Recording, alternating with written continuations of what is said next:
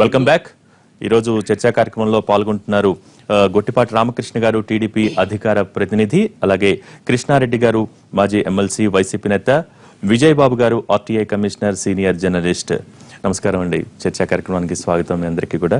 ముందుగా రామకృష్ణ గారు, నిన్న జగన్ పోలవరం నిర్వాసితులను పరామర్శించిన సందర్భంలో చేసిన కామెంట్స్ చాలా తీవ్ర స్థాయిలో ఉన్నాయని అనుకోవచ్చు. ఒక్కో చోట ఒక్కో రకమైన ప్యాకేజీ ఇచ్చి ఇక్కడ ప్రభుత్వం అంటే ప్రజల మధ్యలో చిచ్చు పెడుతోందన్న తరహాలో ఆయన వ్యాఖ్య చేశారు. ఏంటి మీరే ఉంటారు?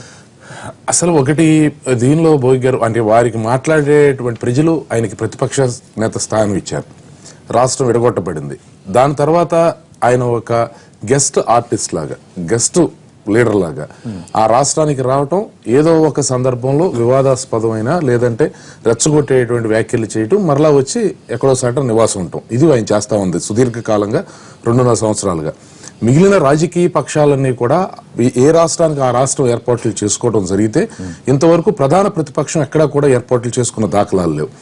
రెండోది అంటే వారికి ఆ రాష్ట్రం మీద సంబంధించి విశ్వాసం లేదు.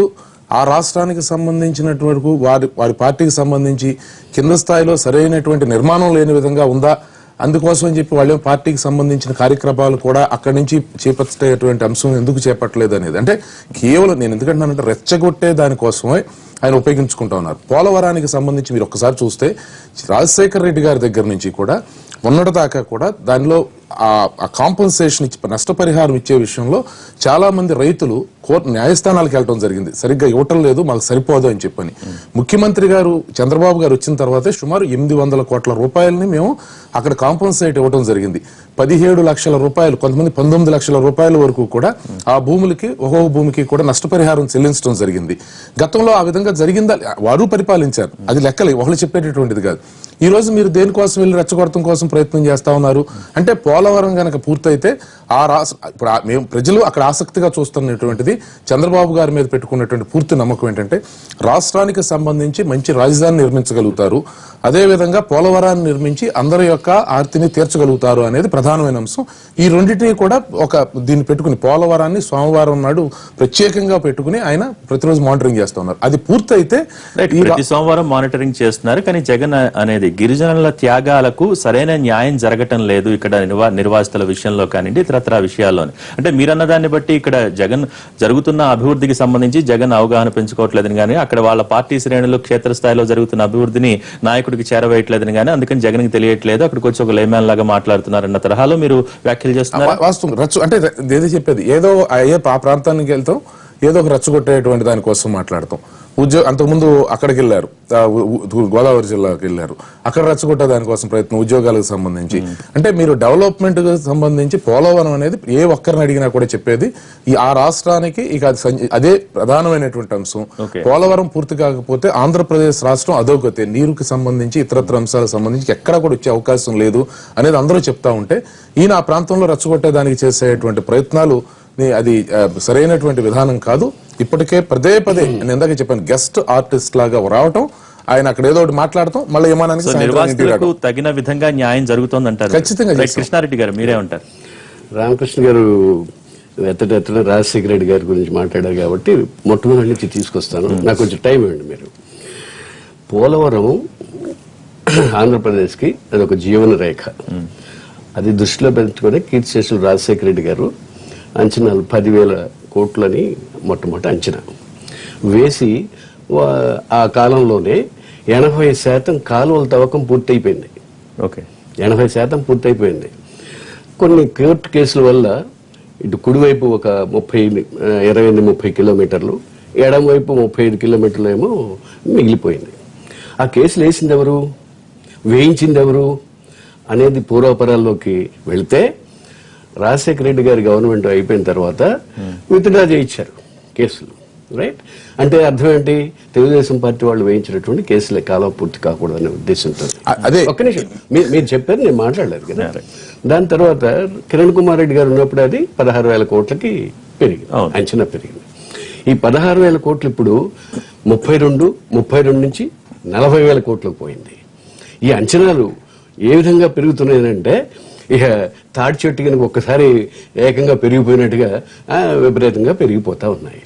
ఈ పెరిగిపోయే క్రమంలో అసలు విభజన చట్టం ఏం చెప్పింది? సెక్షన్ 90 ప్రకారం జాతీయ ప్రాజెక్టుగా రాజశేఖర రెడ్డి గారు ఉన్నప్పుడే ఇది జాతీయ ప్రాజెక్టుగా తీసుకోవాలి, బహుళార్థ సాధక ప్రాజెక్ట్ కాబట్టి దీన్ని ఇది చేసుకోవాలని చెప్పి ఆయన మొట్టమొదటి నుంచి చెప్పారు, అనుమతులు తీసుకొచ్చారు. తీసుకొచ్చిన తర్వాత సెక్షన్ 90లో క్లియర్గా కేంద్ర ప్రభుత్వం ఈ పోలవరం ప్రాజెక్ట్ ని పూర్తి చేస్తుంది అని క్లియర్గా చెప్పినప్పుడు మనకెందుకు దొరదా? కేంద్ర ప్రభుత్వం చేసేస్తుంది కదా, మనం ఏంటి కమిషన్లు కావాలి కాబట్టి నన్ను చెప్పనివ్వండి, నన్ను చెప్పని, మీరు మధ్యలో మాట్లాడద్దు, మీరు మాట్లాడినప్పుడు నేనే మాట్లాడలా. సో కమిషన్ల కోసం మనం తీసుకున్నాం.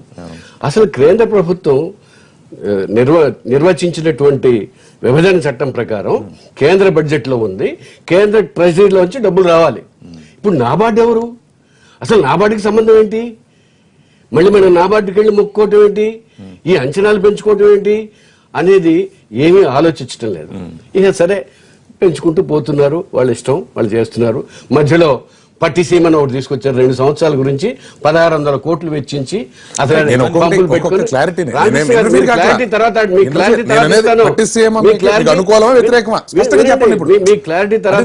చెప్పి మాట్లాడారు. బతికిపోయారు పులిచింతలు ఎండబట్టి ఉన్నాడు.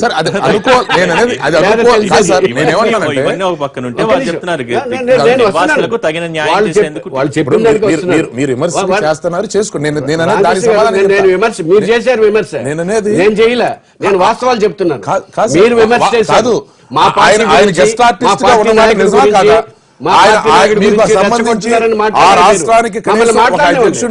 నియమించుకున్నారా? పార్టీ పరంగా జాగ్రత్తలు అదే చెప్పాను.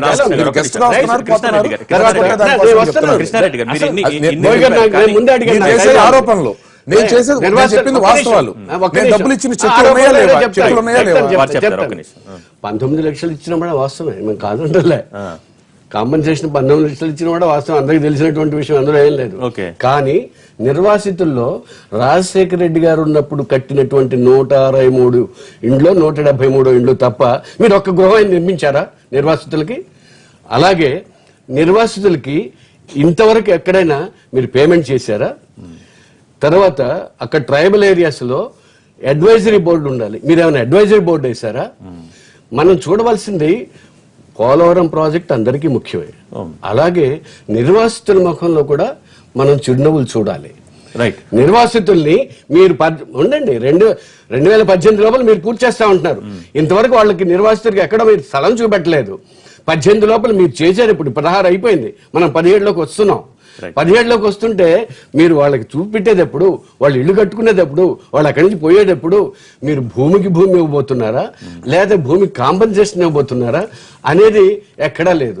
కానీ రాజశేఖర రెడ్డి గారు చెప్పినప్పుడు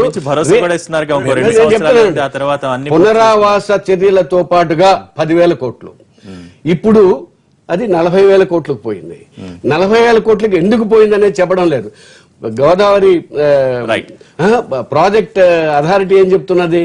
అసలు మాకు వీళ్ళు ఏం చెప్పడం లేదండి, వాళ్ళు ఏం చేస్తున్నారో మాకు తెలియడం లేదండి అని చెప్తా ఉంటే మీరు మాట్లాడేది ఏ విధంగా ఉందో మీరు ఆలోచించుకోవాలి. మా పార్టీ అధిపతి ఎక్కడికి పోతున్నాడు, ఎక్కడ పోతున్నాడు రెచ్చగొట్టడం ప్రతిపక్షం మీకు పరస్పర డబ్బా కొట్టాలా? మీకు డబ్బా కొట్టడానికైనా ప్రతిపక్షం ఉండేది? ప్రజల సమస్యల్ని సమాజం దృష్టిలో తీసుకెళ్ళడానికి ప్రతిపక్షం ఎప్పుడు రెడీగా ఉండాలి. రెడీగా లేకపోతే మీరే అంటారు ఎవరైనా. అందువల్ల ఏంటంటే మీరు అక్కడ అన్యాయం జరుగుతున్నప్పుడు అక్కడ బయటికి తెచ్చినప్పుడు కృష్ణారెడ్డి గారి మాటల్లోనే అక్కడ ఉన్నది ట్రైబల్ ఏరియాస్ లో ఉంది వైఎస్ఆర్ కాంగ్రెస్ బలం లేదు, అందుకని అసలు ట్రైబల్ అడ్వైజరీ బోర్డు మాకు అక్కడ బలం లేదు, మాకు సంబంధించిన రైతులే లేరు, అంతా కూడా తెలుగుదేశం పార్టీ రైతులే. మేము కడతంటే కనుక కోర్టులో కేసులు వేశారు, ఇప్పుడేమో వాళ్ళు వచ్చిన తర్వాత విత్డ్రా చేసి ఈ రాష్ట్రానికి సంబంధించి పోలవరం నిర్మాణం చేస్తున్నారని చెప్తున్నారు. బలమే లేదని చెప్తున్నారు. బలం లేను అని చెప్పే దగ్గర మీకు అసలు అక్కడ పరిస్థితి లేదు అని చెప్పే దగ్గర మీరు రెచ్చగొడటం కోసం అంటే మీరేంటి అక్కడ బలం లేదు అంటే మీకు సంబంధించినటువంటి అంటే అసలు మీకు ఆ రాష్ట్రంలోనే బలం లేదు అనేటువంటి మీరు ఒప్పుకుంటున్నారు ఇప్పుడు. మీరు బలం లేదు కాబట్టి దాన్ని ఏదో ఒక విధంగా వివాదం చేయడం కోసం రెచ్చగొట్టి ఢిల్లీలో ఏపీ బీజేపీ సమన్వయకర్త రఘురామ్ గారు లైవ్ లో సిద్ధంగా ఉన్నారు. రఘురామ్ గారు నమస్కారం అండి. మీరు వింటున్నారు రైట్. పోలవరానికి సంబంధించి అక్కడ నిర్వాసితులకు సంబంధించి నిన్న జగన్ చేసిన కామెంట్స్ ఒక్కో చోట ఒక రకమైన ప్యాకేజీ ఇచ్చి ప్రజల మధ్య చిచ్చురేపుతోంది ప్రభుత్వం అంటూ చెప్తున్నారు. అలాగే గిరిజనుల త్యాగాలకు సరైన న్యాయం జరగటం లేదంటూ ఒక ఆవేదన వెలుబుచ్చడం జరిగింది. రైట్, ఎంతవరకు ఈ కామెంట్స్ ని మీరు సమర్థిస్తారు? క్షేత్రస్థాయిలో జరుగుతున్న అభివృద్ధి పనులను ప్రతిపక్షం గమనించట్లేదంటూ టీడీపీ విమర్శలు చేస్తోంది. మీ వర్షన్ ఏంటి? మీరేం చెప్తారు? సార్, పోలవరం విషయంలో రాజకీయానికి అతీతంగా కేంద్ర ప్రభుత్వము మొదటి రోజు నుంచి అంటే నరేంద్ర మోడీ గారి ప్రభుత్వం ఏర్పడిన వెంటనే ఫస్ట్ కేబినెట్ మీటింగ్ లోనే దీని మీద ఆ 7 ముంపు మండలాలని మనం తీసుకురావడం జరిగింది. అది పోలవరం ఎంత కీలకమో ఈ యొక్క డెసిషన్ కూడా అంతకన్నా ఎక్కువ కీలకం. పోలవరం కట్టాలి అంటే కూడా ఈ యొక్క గ్రామాలు ఈ 7 మండలాలు కూడా రావడం చాలా ఇంపార్టెంట్. ఆ విషయాన్ని మరి ఎన్ని రోజులుగా రైట్ అంటే రఘురామ్ గారు బీజేపీ చిత్తశుద్ధిని ఇక్కడ ఎవరు ప్రశ్నించడం లేదు. ఇక్కడ రాష్ట్రంలో ఏదైతే బాధ్యత తీసుకుందో పోలవరం ప్రాజెక్టు మేము కడతామంటూ అటువంటి రాష్ట్ర ప్రభుత్వం అక్కడ ఉన్న గిరిజనుల సమస్యలను పట్టించుకోవట్లేదు, నిర్వాసితుల సమస్యలను పట్టించుకోవట్లేదు. పోలవరం చాలా ఇంపార్టెంట్, జరగాలి, పనులు ముందుకు సాగాలనే మేము కోరుకుంటున్నాం, కానీ అక్కడ ఉన్న నిర్వాసితులకు క్షేత్రస్థాయిలో న్యాయం జరగటం లేదు అని చెప్తూ ఉన్నారు. కేంద్ర ప్రభుత్వం ఇవన్నీ గమనిస్తోందా? ఖచ్చితంగా గమనిస్తోంది. మొన్న ఏం గమనించారు వచ్చినప్పుడు సార్, మొన్న అమిత్ షా గారు వచ్చినప్పుడు రాజమండ్రి గాని తాడేపల్లిగూడెం కూడా వచ్చినప్పుడు బీజేపీకి సంబంధించినటువంటి రిప్రజెంటేషన్ నిర్వాసితులకు సమస్యల మీద, అక్కడ పరిహారం సమస్య మీద మన శాస్త్రి గారు అని చెప్పి మన ఆయన మొత్తం దీని మీద వర్క్ చేస్తున్నారు మన నిర్వాసితుల విషయంలో, వాళ్ళు జరిగిన అన్యాయం విషయంలో. అది మన అమిత్ షా గారి దృష్టికి కూడా తీసుకురావడం జరిగింది. కొన్ని ఏవైతే సమస్యలు అక్కడ ప్రధానంగా ఉన్నాయో వాటిని త్వరగానే వాళ్ళకి గిరిజనులకి ఎస్పెషల్లీ ఆ మండలాలకు సంబంధించిన గ్రామాలకు సంబంధించిన ప్రజలకు న్యాయం చేయాలా అనే ఉద్దేశంతో కొన్ని సమస్యలు ఏవైతే ఉన్నాయో వాటిని వివరించడం జరిగింది. అంటే రఘురామ్ గారు ఒక్క విషయం గమనించాలి, అసలు ఇక్కడ నిర్వాసితులకు ప్యాకేజీ అంటే ఏదైతే ప్యాకేజీ ప్రకటించారో అది అందటం ఆలస్యం అవటం వేరు, లేకపోతే అందటంలో అన్యాయం జరగటం వేరు. ఒక్కో రకంగా ఒక్కో చోట ఒక్కో రకంగా ప్యాకేజీ ఇస్తున్నారు, ఇక్కడ వాళ్ళకి అన్యాయం చేస్తున్నారు అన్నట్టుగా జగన్ మాట్లాడారు. దాన్ని మీరు సమర్థిస్తున్నారా? నిజంగానే అటువంటి అన్యాయం జరుగుతోందా? అటువంటి అన్యాయం జరుగుతున్నట్టు బీజేపీ దృష్టికి వచ్చిందా? దానికి సంబంధించి ఒక క్లారిటీ ఇవ్వండి. లేదు, ఎందుకంటే రాష్ట్ర ప్రభుత్వానికి దీని మీద కూడా పూర్తి అవగాహన ఉంది. ఇందాక ప్రసాద్ గారు రామకృష్ణ గారు చెప్పినట్టుగా ముఖ్యమంత్రి గారు దీని మీద ఎవ్రీ వీక్ కూడా ఆయన దీని మీద వెరీ కేర్ఫుల్ గా అండ్ శ్రద్ధగా దాని మీద ఆయన కూడా రివ్యూస్ చేస్తూ ఉన్నారు. సమస్యలు ఇప్పుడు రెండు విషయాలండి. రాజకీయంగా ఎక్కడన్నా సమస్య ఉన్నప్పుడు దాన్ని రాజకీయ కోణంగా చూడడం వేరు, దాన్ని పరిష్కార మార్గంగా చూడడం వేరు. కేవలం రాజకీయం చేద్దాం అనుకుంటే దాన్ని విమర్శించవచ్చు, రకరకాలుగా విమర్శించవచ్చు, బోల్డ్ సమస్యలు ఉంటాయి అనే విమర్శలు చేయొచ్చు, బాగుంటుంది. వేరే సమస్యని తీవ్రతరం చేయడం కానీ లేకపోతే సమస్య పరిష్కార మార్గంగా వెళ్ళాలనుకున్నప్పుడు ఖచ్చితంగా దాని మీద రాష్ట్ర ప్రభుత్వానికి అవగాహన ఉందని నా ఉద్దేశం. రైట్ రఘురామ్ గారు, ఒక్క నిమిషం. విజయబాబు గారు మీరే ఉంటారు. ఒక్క నిమిషం రఘురామ్ గారిని అడుగుదామండి. 19 లక్షలు ఒక చోట, 17 లక్షలు ఒక చోట కాంపెన్సేషన్ ఇచ్చి గిరిజనులకు వచ్చేసరికి లక్షన్నర ఎందుకు ఇస్తున్నారనేది మీ దృష్టికి రాలేదా రఘురామ్ గారు? రైట్, ఒక్క నిమిషం. విజయబాబు గారి వర్షం తీసుకున్న తర్వాత రఘురామ్ గారి దగ్గరికి వెళ్తాం. విజయబాబు దాని మీద కూడా మాట్లాడతారు. ఏంటంటే ప్రతిపక్ష నాయకుడు అని అంటే వాళ్ళు ప్రభుత్వం చేసేదంతా అద్భుతంగా ఉంది, బ్రహ్మాండంగా ఉందని చెప్పి అని అన్నారు కదా. ప్రతిపక్షం అంటేనే ప్రభుత్వంలో ఉన్నటువంటి లోపాలను ఎత్తి చూపడం, తర్వాత వాళ్ళు తిరిగి అధికారంలోకి రావడానికి చేసే ప్రయత్నం, నిరంతర ప్రయత్నం. ఇంకా వారు అన్నట్టు గతంలో వాళ్ళు కేసులు వేయించారు, తర్వాత సంగతి అధికారంలోకి వచ్చాక కేసులు విత్డ్రా అయినాయి. తర్వాత ఇక్కడ ప్రధానమైన అంశం ఏంటంటే గిరిజనులకు సంబంధించి అన్యాయం జరుగుతుందనేటువంటి మాట డెఫినెట్ గా గిరిజనుల తరఫున ఎవరైనా కూడా పొలిటికల్ గా దాన్ని ఎన్కాష్ చేసుకుంటారు. అక్కడ వాస్తవంగా కూడా 6,000 ఎకరాలు గ్రామాలకు సంబంధించి ఒక స్పష్టమైన హామీ ఉండాలి. తర్వాత అదే క్రమంలో ముఖ్యమంత్రి గారు కాంట్రాక్టర్లకు కక్కుర్తిపడుతున్నారని ఈ పర్టికులర్ పాయింట్ లో ఇక్కడ చెప్పే స్పష్టంగా గమనించేది ఏంటంటే ఇది వారు అన్నట్టు నేషనల్ ప్రాజెక్ట్. ఇది national project, BJP keen monitoring ఉంది, ఎన్డీఏ అని కాదు, బీజేపీ మానిటరింగ్ కూడా చాలా స్పష్టంగా ఉంది. కాబట్టి నేను అనుకోవటం చంద్రబాబు నాయుడు గారు అంత ఆషామాషిగానో లేకపోతే ఇదిగా చేయడం అనేది జరగదు. డెఫినెట్ గా కేర్ఫుల్ గానే ఉంటారు. అయితే ఇక్కడ monitoring means every Monday monitoring చేస్తున్నాం అంటే ఏంటి, గిరిజనుల సమస్యలు కూడా కన్స్ట్రక్షన్ ఎక్కడ దాకా వచ్చింది, ఏ స్టేజ్ లో ఉంది, దీని సంగతి ఏంటి, ఇది కాదు మానిటరింగ్ అంటే.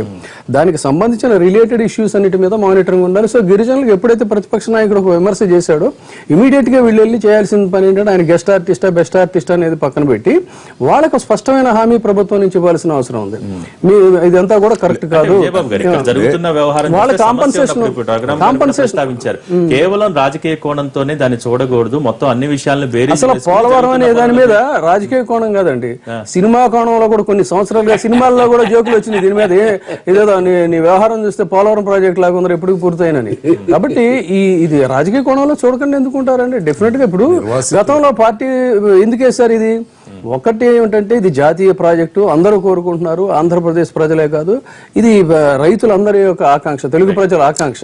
కాబట్టి ఇది పూర్తి చేయాల్సిన బాధ్యత ఉంది. అదే క్రమంలో మానిటరింగ్ అంటే ఎక్కడ ప్రాబ్లమ్స్ ఉన్నా, ప్రత్యేకించి గిరిజనుల సమస్య వచ్చినప్పుడు ఇది సున్నితమైన సమస్య, భూమిపుత్రులు వాళ్ళు, గిరిపుత్రులు, అవసరమైతే వాళ్ళకి ఇంకా అదనంగా కాంపన్సేషన్ ఇవ్వడానికి కూడా ప్రభుత్వం ముందుకు రావాల్సిన అవసరం ఉంది. ఇప్పుడు ఈ కాంపన్సేషన్ నిర్వాసితులు, నాగార్జున సాగర్ నిర్వాసితులకు మళ్ళీ చేసేట పరిస్థితి లేదు సార్. ఖచ్చితంగా ఈ రోజు అక్కడ ఉన్నటువంటి వాళ్ళందరికీ కూడా సరైన కాంపన్సేషన్ ఇవ్వడానికి వాటికి సంబంధించిన ఏర్పాట్లు జరిగినాయి. అది జరుగుతా ఉన్న దశలో నేను వెళ్ళి పోరాటం చేశాను కాబట్టి, నేను వెళ్ళి మాట్లాడాను కాబట్టి ఇలా జరిగింది, మీకు న్యాయం జరిగింది అనే విధంగా అనిపించుకోవడం కోసం చేసేటువంటిది. రెండోది వారు చెప్తా ఉన్నారు కమిషన్లకి సంబంధించి అని చెప్పని. ఆ కమిషన్స్ ఏ విధంగా ఉన్నాయి, ఏ విధంగా జరిగింది ఏంటి అనేది మీ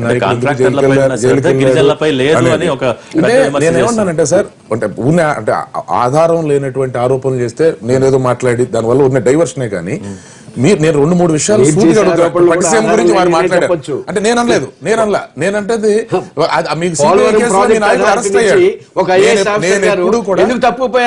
నేను ఎప్పుడు కూడా నిరాధారమైనటువంటి ఆరోపణలు వరకు చేయలేదు.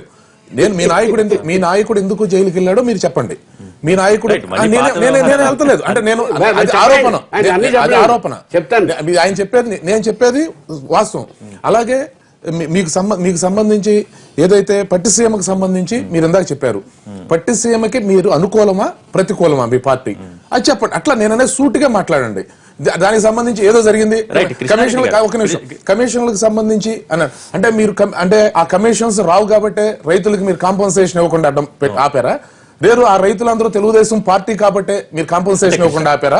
అంటే మీరు చెప్పే మాటల్లో రైతుగా చూడలేదా మీరు? చంద్రబాబు నుంచి వస్తున్న సూటి ప్రశ్న ఏంటంటే, ఇప్పుడు 2013 కొత్త భూసేకరణ చట్టం ప్రకారం ఇక్కడ పరిహారం ఇవ్వాలని చాలా స్పష్టంగా చెప్తున్నారు. దీని ప్రకారం 28,000 కోట్లు ఇక్కడ చెల్లించాల్సి ఉంది. అటువంటి సందర్భం అన్ని విషయాలు జగన్ కి తెలుసు, కానీ తెలిసి కూడా ప్రత్యేక ప్యాకేజీ వద్దంటారు. ప్యాకేజీ వస్తే ఇక్కడ ఏమన్నా పరిహారం ఇవ్వడానికి ఆస్కారం ఉంటుంది. ఇటువంటి విషయాలన్నింటినీ కూడా చంద్రబాబు ప్రస్తావించడం జరిగింది. ఏమండి, విషయాలు రామకృష్ణ గారికి తెలిసిన పార్టీ స్టాండ్ తీసుకోవాలి కూడా చెప్తారు. మనం నిష్పక్షపాతంగా పోదాం. కేంద్రం మేము 22-24 వేల కోట్ల కంటే ఎక్కువ లేదు ఈ ప్రాజెక్టు గురించి ఖర్చులని చెప్తా ఉంటే, మీరు 40 కోట్లని వాదిస్తూ ఉంటే దాంట్లోనే డొల్లతనం క్లియర్గా కనపడుతుంది. పోలవరం ప్రాజెక్ట్ అథారిటీ అధికారిగా ఉన్నటువంటి ఐఏఎస్ ఆఫీసర్ గారు ఒక ఆయన పోయినారు, రెండో ఆయన వచ్చినారు. ఆయన వీళ్ళ గోల పడలేకనే బాబు దీంట్లోంచి నేను తప్పుకుంటే మంచిదని ఆయన తప్పుకుంటారు. కృష్ణారెడ్డి గారికి రాశాడా, జగన్ గారికి నాకే రాశారండి, నాకే రాశారు. చూపిస్తాను. అలాగే కేంద్రం కనుక ఈ ప్రాజెక్ట్ చేపట్టినట్టయితే రాష్ట్రాల నుంచి పొరుగు రాష్ట్రాల నుంచి వచ్చేటటువంటి సమస్యలన్నింటినీ కూడా కేంద్రం వర్సెస్ రాష్ట్రాలు అవుతుంది. ఇప్పుడు మనం నిర్వహించేటప్పుడు ఏమవుతుంది, రాష్ట్రాలు వర్సెస్ రాష్ట్రాలు అవుతాయి. మళ్ళీ ఈ సమస్యని కేంద్రానికి తీసుకుపోవాల్సినటువంటి అవసరం వస్తుంది. ఇవంతా వస్తాయి. ఇవి లేకుండా శుభ్రంగా అసలు కేంద్రం కడితే పోయేది కదా. అసలు మీరెందుకు నెత్తినేసుకున్నారు, దానికి సమాధానం చెప్పరు. అలాగే ఇప్పుడు తీసుకురావాల్సినటువంటి అనుమతులు ఇంకా ఉన్నాయి. ఇంకా ఇప్పుడు డిజైన్లు కొన్ని పంపిస్తూనే ఉన్నాం. మీరేమో 2018 పూర్తి చేయాలని మేమే కోరుకుంటున్నాం. కీర్తిశేషులు రాజశేఖర రెడ్డి గారు ఉన్నప్పుడే మేము పూర్తి చేయాలని భావించాం. అందుకనే కేంద్ర ప్రాజెక్ట్ కాంగ్రెస్ సుందరరామ శాస్త్రి గారు కూడా చర్చలో జాయిన్ అయ్యారు. వారి అభిప్రాయం తీసుకునే ముందు చర్చలో షార్ట్ బ్రేక్ తీసుకుందాం.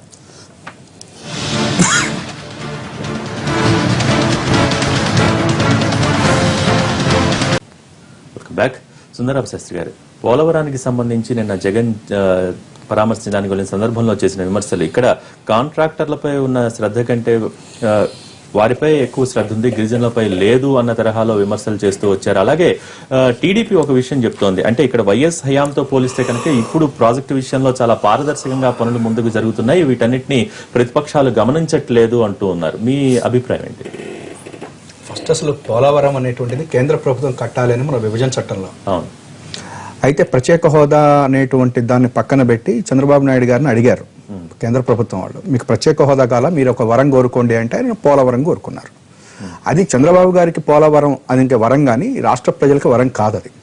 ఎందుకని చెప్పంటే పట్టిసీమ అని చెప్పిన 1650 కోట్ల రూపాయలు ఏ రోజునైతే ఖర్చు పెట్టి ఏదైతే మీరు అభివృద్ధి సరిగ్గా జరగలేదు అని చెప్పి అంటున్నారో, అదే రాజశేఖర రెడ్డి గారు కాంగ్రెస్ పార్టీలో తవ్వినటువంటి కాలువల ద్వారా ఆ నీళ్లని చెంబుతోటి ఈ కాలువలోకి పోసి అనుసంధానం జరిగిపోయింది. ప్రత్యేక హోదాకి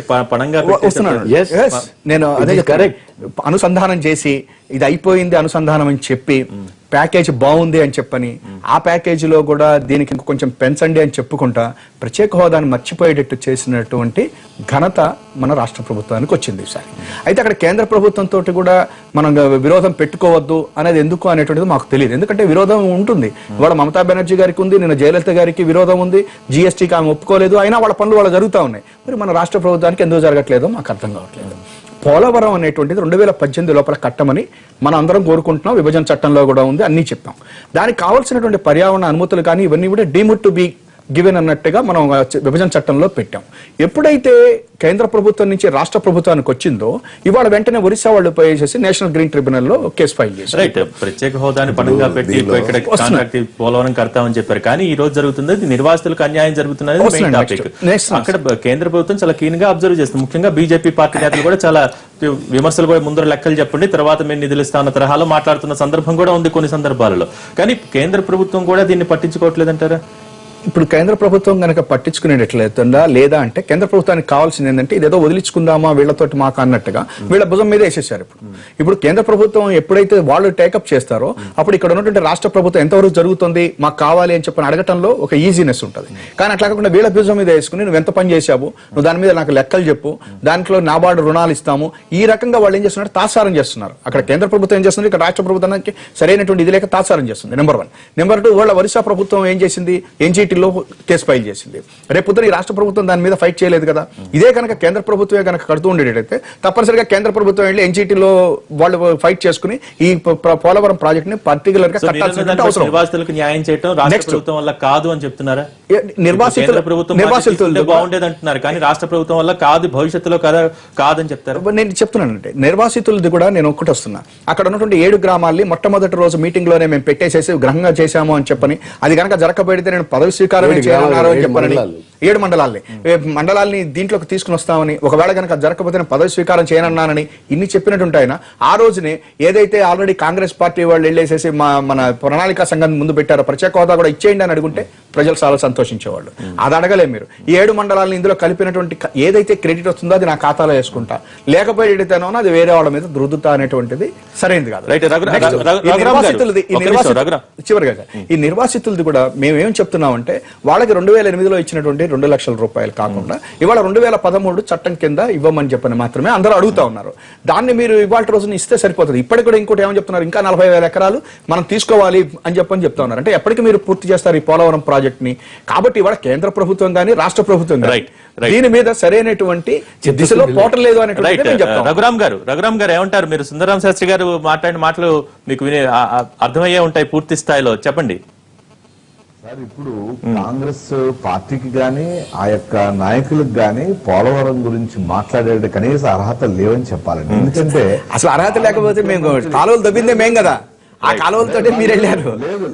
వినండి. ఎందుకంటే 1981 నుంచి 35 సంవత్సరాల పైగా దాన్ని తాసారం మధ్యలో మీ ప్రభుత్వం ఎన్డీఏ ప్రభుత్వం వచ్చింది కదా, ఏమండి చేసి అదే కదా ఇవాళ ఏం జరుగుతున్నా. ఓకే, రాజశేఖర రెడ్డి గారు కొంత ఇనిషియేట్ చేసుకున్న మాట వాస్తవానికి మరి అది చెప్పండి చాలు, చెప్పండి చేశారు ఏమండి, అంతే తప్పించి మరి అప్పుడు కూడా ఎన్ని సంవత్సరాలు పట్టింది రాజశేఖర రెడ్డి గారు కూడా 24 సంవత్సరాల తర్వాత ఆయన వచ్చి కొంత ఇనిషియేషన్ చేశాడు. అది దేనికోసం అనేది అందరికీ తెలుసు, ప్రజలంతా కూడా గమనిస్తున్నారు, ప్రజలకు కూడా తెలిసిన వాస్తవం అది.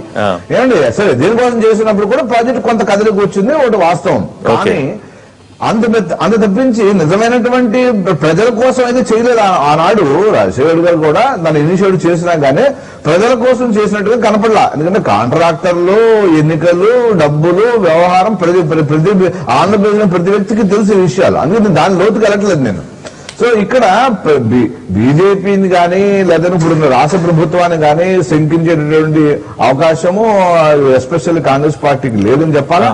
ఎందుకంటే దీనిని కేవలం రాజకీయంగా వాడుకున్నాం, రాజకీయంగా. అంటే రఘురామ్ గారు ఇప్పుడు ప్రస్తుతం సరే గత కానీ ప్రస్తుతం జరుగుతున్న తీరు చూస్తుంటే 7 మండలాలను కలిపిన ఘనత మాత్రం, ఆ క్రెడిట్ మాత్రం తన జేబులో వేసుకుని బీజేపీ ఇప్పుడు జరుగుతున్న విషయానంతా చోద్యం చూస్తోంది. అదే కనుక ఇదే ప్రాజెక్టు కేంద్ర ప్రభుత్వం చేపట్టి ఉంటే కనుక ఇవన్నీ ఇటువంటి సమస్యలు పూర్తిగా తీరిపోయేవి. ఏదన్నా సమస్య ఉన్నా పరిష్కారం చేయడానికి కేంద్ర ప్రభుత్వం ఇనిషియేట్ చేసేది. అటువంటి సందర్భం ఇప్పుడు లేదు కాబట్టి ఈ కష్టాలు తప్పు అన్న తరహాలో మాట్లాడుతూ ఉన్నారు. దానికి సమాధానం చెప్పండి. లేదు, ఖచ్చితంగా ఈ విషయంలో రాష్ట్ర ప్రభుత్వము ఇనిషియేషన్ తీసుకునే ముందుకు వెళ్తుంది. కేంద్రం ఎక్కడ అవసరం ఉందో అక్కడ ఖచ్చితంగా మాకు తెలిసి ఈ యొక్క గిరిజనుల సమస్యలు, అక్కడ ఏదైతే ఈ కాంపెన్సేషన్ విషయంలో ప్రాబ్లమ్స్ ఉన్నాయి, మా పార్టీ కూడా దీని మీద, మా సోము వీర్రాజు గారు ఆ ఏరియా వ్యక్తి, అక్కడ ఆకుల సత్యనారాయణ గారు రాజమండ్రి ఎమ్మెల్యే ఉన్నారు, వీళ్ళకి పూర్తి అవగాహన ఉన్నది. వీళ్ళు వాళ్ళే లెక్కలు చెప్పలేదు, కేంద్రంతో కూడా మాట్లాడుతున్నారు ఈ విషయం మీద. రైట్. అంటే మీరు ఎవరి పేరైతే చెప్తున్నారో వాళ్ళందరూ కూడా చెప్పట్లేదు అని. భోగి గారు ఒక చిన్న అవకాశం రఘురామ్ గారిని చెప్పే ముందు అడుగుతాను. చెప్పండి. రఘురామ్ గారు, 2014లో ఉన్నటువంటి 16,000 కోట్లు ఏకంగా 2014 చివరికి వచ్చేసరికి 32,000 కోట్లు అయ్యి ఇప్పుడు మళ్ళీ అది 40,000 కోట్లు అవడం, దాంట్లో ఆంతర్యము ఈ ప్రత్యేక హోదాను తాకట్టు పెట్టడం కాదా? 40,000 నిజం కాదా? అది మీరు మాట్లాడండి. తర్వాత మీరు 7 మండలాలని కలపడం వెంటనే చేసిన వాళ్ళు, ఎమ్మెల్సీ సీట్ల సంఖ్య వెంటనే చేసిన వాళ్ళు, దీన్ని ప్రత్యేక హోదాని వెంటనే ఎందుకు బిల్లు పెట్టి చేయలేదు? ప్రత్యేక హోదాని ఎందుకు చేయలేదు అనేది ఇది ప్రత్యామ్నాయం. అంటే ఏంటి?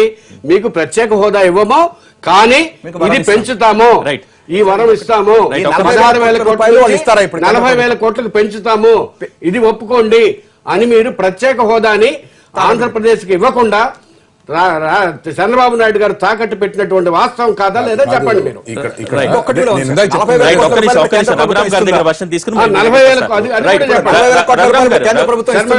రఘురామ గారు, అల్టిమేట్ గా ఈ రోజున సరే తాకట్టు పెట్టారా, ఇవన్నీ చర్చోపచర్చలు గతంలో కూడా అనేక చర్చలు జరిగినాయి. కానీ ఈ రోజున ఇప్పుడున్న సిచ్యువేషన్ లో బీజేపీ నేతలే ఇక్కడ రాష్ట్రంలో విమర్శిస్తున్న పరిస్థితి చాలా స్పష్టంగా ఉంది. రాష్ట్ర ప్రభుత్వం లెక్కలు చెప్పట్లేదు పోలవరానికి సంబంధించి అని కూడా చాలా మంది బీజేపీ నేతలు ఇక్కడ విమర్శలు చేసిన పరిస్థితి. ఇటువంటి సిచ్యువేషన్ లో మిత్రపక్షాలు రెండు ఈ విషయంలో మాట్లాడుకున్నాయా, సమస్యలపైన దృష్టి పెట్టాయా? ఏం జరుగుతోంది కేంద్ర ఢిల్లీలో? ఒకటి, మా ఉమాభారతి గారు కేంద్ర జలవనరుల శాఖ మంత్రి, దీని మీద ఈవెన్ ఒరిస్సా యొక్క ఎంపీల అభ్యంతరాలను కూడా ఆవిడ నివృత్తి చేసేటటువంటి విషయంగా చర్చ జరుగుతోంది. ఆవిడ ఆల్రెడీ వాళ్ళని పిలిపించి మాట్లాడడం జరిగింది. దీని మీద ఒరిస్సాతో ఆవిడ కేంద్రము సంప్రదింపులు చేస్తుంది, ఆ ఇబ్బంది ఏం లేకుండా చేస్తారు. ఇంకొకటి, ఈ యొక్క రాష్ట్ర ప్రభుత్వం విషయం వచ్చినట్టు రాష్ట్ర ప్రభుత్వం దీని మీద కన్స్ట్రక్షన్ జోరుగా సాగాలి, 2018 అందరూ కోరుకుంటున్నట్టుగానే అది చేయాలని చూస్తోంది ఆ విషయము. ఇక 40 మన వైఎస్ఆర్ పార్టీ నాయకులు అడిగినట్టుగా 40,000 కోట్ల రూపాయలు, 32,000 కోట్ల రూపాయలు ఇది కేంద్ర ప్రభుత్వం చూస్తుంది. ఆ విషయంలో రాష్ట్రానికి రాష్ట్ర ప్రభుత్వము ఒక అంగీకారానికి వచ్చిందా? లేకపోతే పోలవరం ఇంపార్టెంట్ అంతే, పోలవరము ఎలాగైనా దీన్ని సాధించాలని పట్టుదలగా ముఖ్యమంత్రి ఉన్నారు. కేంద్రం కూడా అందుకు పూర్తి సహాయ సహకారాలు అందిస్తోంది. కాబట్టి ఈ కేంద్ర ప్రాజెక్టుగా మొత్తం పూర్తి 100% కేంద్ర ప్రాజెక్టుగా చేసింది. కాబట్టి దీని మీద ఎలాంటి అభ్యంతరాలు, ఎలాంటి భయాందోళనలు, ఎలాంటి అనుమానాలకు అవకాశం లేకుండా ఉంది దీని విషయం. రఘురామ్ గారు, రామకృష్ణ గారు ప్రయత్నం చేయాలి. అందరూ కూడా ఏమన్నా ఉంటారు కన్స్ట్రక్టివ్ మన సలహాలు ఇవ్వాలని విపక్షాలు కూడా బీజేపీ నాయకులే, రాష్ట్రంలో ఉన్నటువంటి మీ బీజేపీ నాయకులే, ఇక్కడ ఉన్నటువంటి తెలుగుదేశం ప్రభుత్వం పోలవరానికి సంబంధించినటువంటి లెక్కలు సరిగ్గా ఇవ్వకపోవడం మూలాన్నే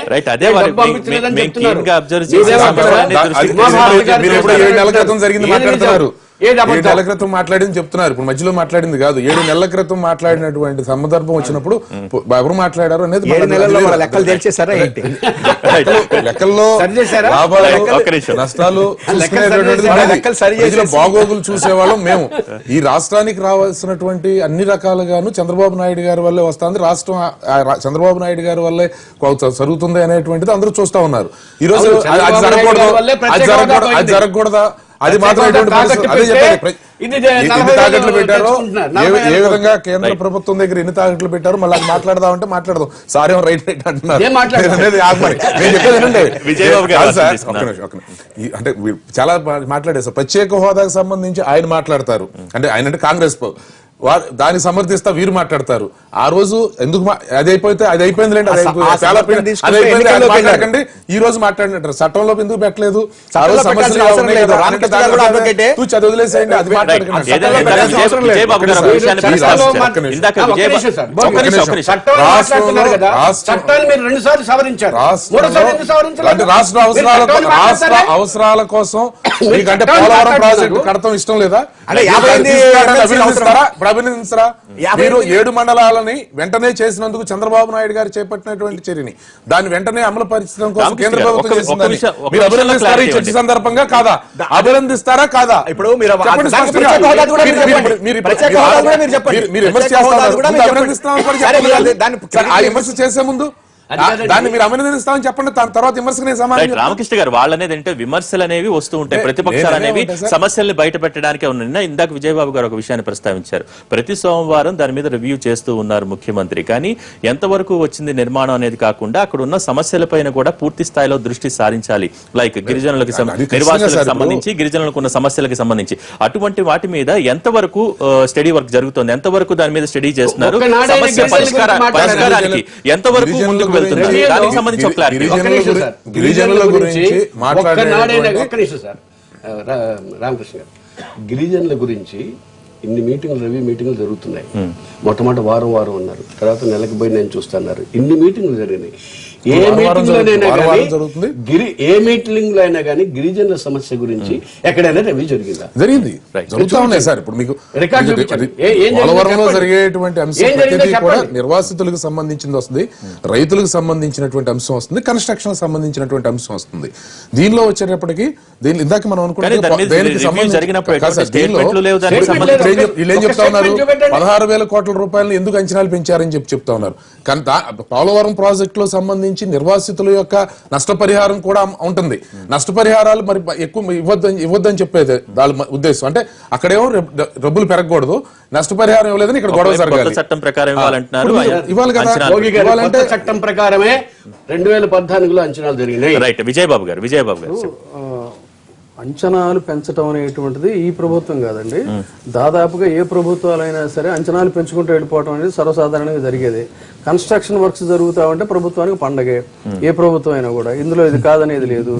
అయితే ఇక్కడ ఈ పోలవరానికి సంబంధించి ఎస్టిమేషన్స్ లో స్టిపులేటెడ్ టైం ఇంకా ఉండగా కూడా ఎస్టిమేషన్ పెంచడం అనేటువంటిది అయితే కరెక్ట్ కాదు. చాలా స్పష్టంగా స్టిపులేటెడ్ టైం ఉన్నా కూడా ఎందుకు పెంచారనేది అయితే సమాధానం చెప్పాల్సిన అవసరం ఉంది, చెప్పలేదు.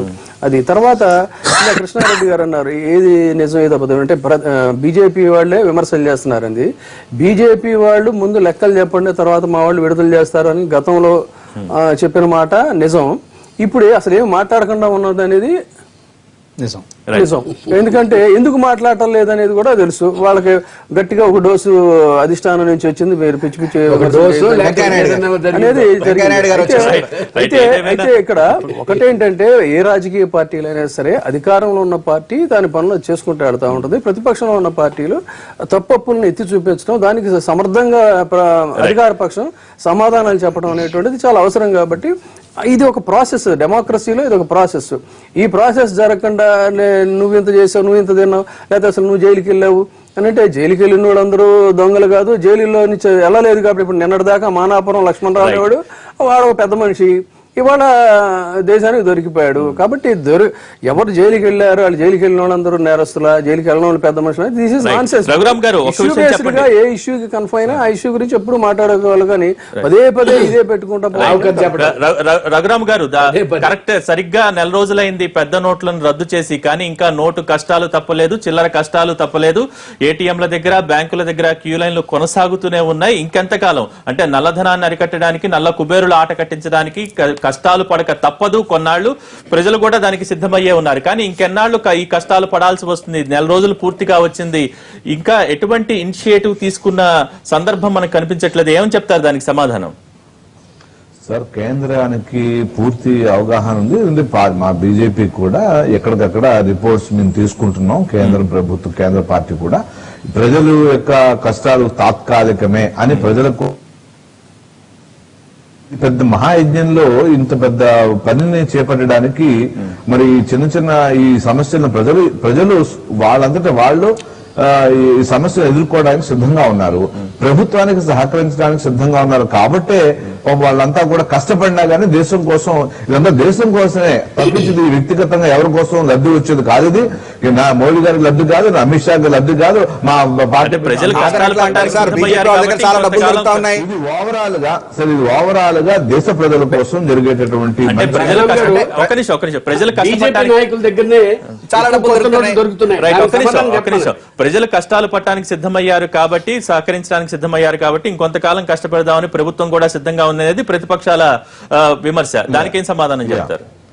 సార్, ఇది ఇంకో నాకు తెలిసిన సమాచారం ప్రకారంగా ప్రతి రాష్ట్రానికి కూడా పూర్తి సరిపడా చిల్లరి నోట్లు పంపించడం జరుగుతోంది. 500 నోట్లు కూడా ఆల్రెడీ చాలా రాష్ట్రాలకు వెళ్ళాయి. ఈ సమస్య, చిల్లర సమస్య కానీ ఈ యొక్క నోట్ల సమస్య కానీ తీరిపోతుంది 15 రోజులు. 2000 రూపాయల నోట్ వచ్చినందువల్ల ప్రయోజనం ఏంటో చెప్పండి రఘురామ్ గారు. 2000 రూపాయల చెప్పండి. ఒక విషయం, దీనిలో పెద్దవాళ్ళు దాచుకోవడానికే చాలా ముఖ్యమైనటువంటి అంశం మీద ప్రధాన ప్రతిపక్షాలు చేసేటువంటి ప్రక్రియ సరైంది కాదని మాత్రం. ఎందుకంటే ప్రధానమంత్రి గారు సభకు రావాలన్నారు, వచ్చిన తర్వాత ఆయన సభ జరుగుతా ఉండగా బయట ఎక్కడ వ్యాఖ్యలు చేశారు కాబట్టి ముందు క్షమాపణ చెప్పిన తర్వాత చర్చ మొదలెడతా ఉంటారు. ఇట్లాంటి విషయాల్లో కొన్ని సాంప్రదాయాలను పక్కన పెట్టైనా కూడా అవగాహన, ఎందుకంటే సామాన్యులు అందరూ కోరుకుంటా ఉన్నారు. నేనేం పెద్ద ఎక్కువ మాట, ఎందుకంటే ఇప్పుడు చెప్పినట్టుగా 100 రూపాయలు 2000 రూపాయల నోటు మెట్లు ఏ విధంగా సమన్వయం జరుగుతుంది, లేదా నగదు రహిత దేశంగా చేయాలన్నప్పుడు ఈ బ్యాంకింగ్ రంగాన్ని ఏ విధంగా విస్తరింప చేయడం కోసం వీళ్ళు చేశారు, గతంలో ఏం జరిగింది, ఇవన్నీ కూడా సామాన్యులు తెలుసుకోవాలని చెప్పి, అట్లా బంగారం మీద ఉన్నటువంటి అపోహలు ఏ విధంగా ఉన్నాయి, వాస్తవాలు ఏంటి, ఇవి సభలో చర్చించి జరగాల్సినటువంటి అవసరం సందర్భంగా వీళ్ళు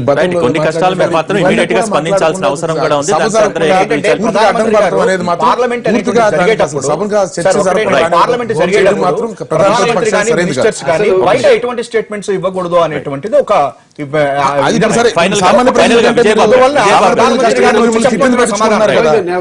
ఒక మాటలో ముగించండి ప్లీజ్. నకిలీ నల్లధనం నుంచి మనం ఎక్కడికి పోయాం? నగదు రహితంలోకి పోయాం. నకిలీ నల్లధనంలోంచి దీంట్లోకి పోయాం. ఏంటిది? నిజంగానే మీరు నల్లధనం వెలికి తీయాలనే దీంట్లో ఉన్నారా? హేతుబద్ధంగా చేశారా లేకపోతే ఏంటి? అసలు ఈ 2000 నోటు వల్ల ఎవరికి ఉపయోగం? 2000 నోటు వల్ల ఆయన రఘురామ్ గారు దాని గురించి విజయబాబు, నరేంద్ర మోడీ గారికి క్రెడిబిలిటీ ఉంది కాబట్టి ఆయన తీసుకున్న నిర్ణయాన్ని ఇంత ఇబ్బందులు పడుతున్నా కూడా ప్రజలు యాక్సెప్ట్ చేస్తా ఉన్నారు. ప్రజలు యాక్సెప్ట్ చేస్తున్నారు కాబట్టి మేము ఇంకా దీన్ని ఇలాగే కొనసాగిస్తాం అనుకుంటే అది డెఫినెట్ గా బూమరాంగ్ అవుతుంది. ఎందుకంటే పేదరాశి పెద్దమ్మేమో క్యూలో నిల్చుంటుంది తప్ప అంబానీలు మాత్రం క్యూలో నిల్చోరు. రాజకీయ నాయకులకి గాలి జనార్దన్ రెడ్డి గారు 100 కోట్లతో పెళ్లిళ్ళు చేస్తారు, 60 ఫ్లైట్లతోనేమో గడ్కరీ గారి ఇంటి చుట్టూ తిరుగుతుంటారు, లేకపోతే ప్రకటనకు ముందే జైట్లీ గారు ఏమో 60 కోట్లు పెట్టి పెళ్లి చేస్తారు. ఇక్కడ పెళ్లిళ్ళు చేసుకునే పరిస్థితుల్లో లేరు. కాబట్టి ఏదైనా కూడా జనం యాక్సెప్ట్ చేస్తున్నారు అనుకుంటే చాలా దుర్మార్గం ఇది. ప్రజలు ఇప్పటికీ కూడా అతి దయనీయమైన దారుణమైనటువంటి స్థితిలో ఉన్నారు. దీనిని రాజకీయాలకు అతీతంగా ప్రభుత్వం తక్షణం చర్యలు తీసుకోవాలి తప్ప ఇది చేసింది తప్పు అంటే లక్ష్యం గొప్పగా ఉంది కానీ గురి తప్పిన వ్యవహారం, గురి తప్పింది అని చెప్పని ప్రజలకి ఒకసారి ప్రకటించి మీరు యాక్సెప్ట్ చేయండి అనాలి. కానీ పదే ఇది చాలా బాగుంది అనుకుంటా పోతే. ధన్యవాదాలండి. రఘురామ్ గారు మీకు కూడా ధన్యవాదాలండి. ఇది ఈ రోజు live show. Stay tuned to NTV.